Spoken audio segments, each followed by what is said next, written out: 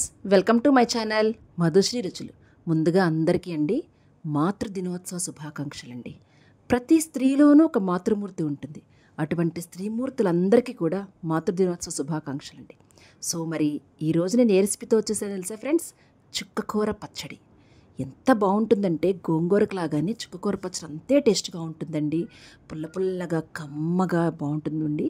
చాలా చాలా టేస్ట్గా ఉంటుంది ఫ్రెండ్స్.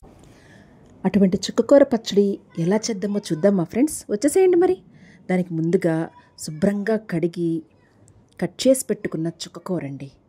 అలాగే చుక్కకూరతో పాటు 2 టమాటాలు, పచ్చిమిరపకాయలు, కొత్తిమీర, ముఖ్యంగా కావాల్సింది నువ్వులు ఫ్రెండ్స్, నువ్వులు.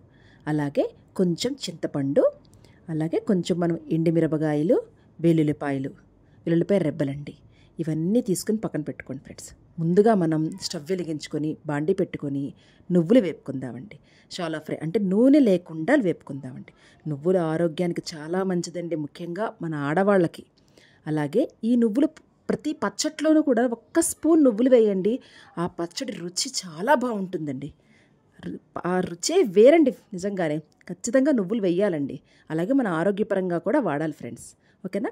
సో ఇలా ఫ్రై అయిపోయిన నువ్వులు తీసేసుకొని పక్కన పెట్టుకొని అదే బాండీలో 1 స్పూన్ ఆయిల్ వేసుకొని ఇప్పుడు మనం కట్ చేసి పెట్టుకున్న చుక్కకూర మొత్తంని దాంట్లో వేసుకొని, అలాగే 2 టమాటాలని కట్ చేసి పెట్టుకున్న టమాటా ముక్కలను కూడా అందులో వేసేసుకొని కొంచెం చింతపండు, పుల్లగా ఉన్నా కూడా కొంచెం చింతపండు వేయండి ఫ్రెండ్స్. అలాగే కొంచెం ఉప్పు, అలాగే 1/2 టీ స్పూన్ పసుపు, తగినంత ఉప్పు, 1/2 టీ స్పూన్ పసుపు వేసేసి బాగా కలిపేసి మూత పెట్టేసి కొంచెంసేపు మగ్గనిద్దాం మనం. చుక్కకూర, టమాటా, అలాగే చింతపండు ఇవి మొత్తం కూడా బాగా మగ్గాలండి.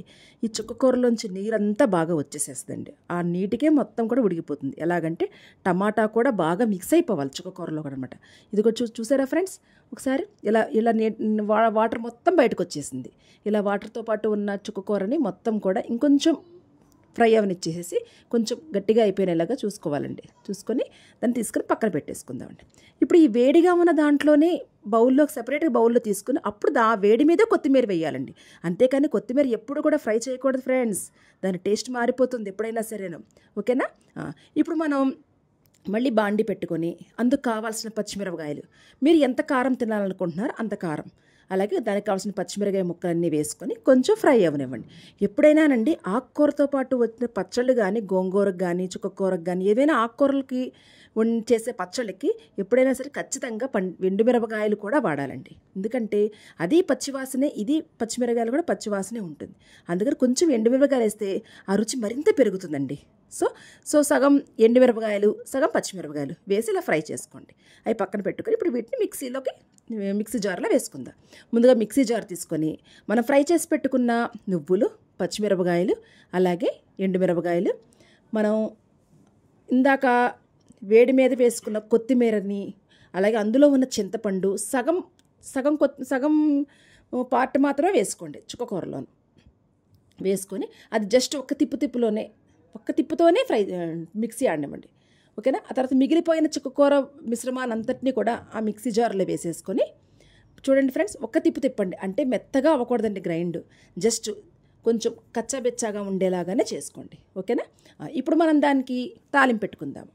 సేమ్ అదే బాండీలో మళ్ళీ ఒక 2 టేబుల్ స్పూన్ ఆయిల్ వేసుకొని దంచి పెట్టుకున్న వెల్లుల్లిపాయలు వేసుకొని కొంచెం ఫ్రై చేయండి.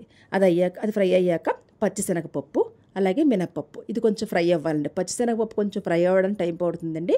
అది మినపప్పు ఫ్రై అయ్యాక కొంచెం ఆవాలు, అలాగే ఎప్పుడూ నేను చెప్తూ ఉంటాను కదా నా మ్యాజిక్ ఏంటంటే అది మెంతులు అండ్ జీలకర్ర పొడి, అది కూడా 1 స్పూన్ వేసేసుకోండి. అది కూడా కొంచెం ఫ్రై అవనిచ్చి ఇప్పుడు ఎండుమిరపకాయలు, తాలింపు కోసం ఎండుమిరపకాయలు వేసుకొని కొంచెం ఫ్రై అయ్యాక ఇంగువ లేనిదే పులుసు లేదు, పచ్చడి తాలింపు లేదు.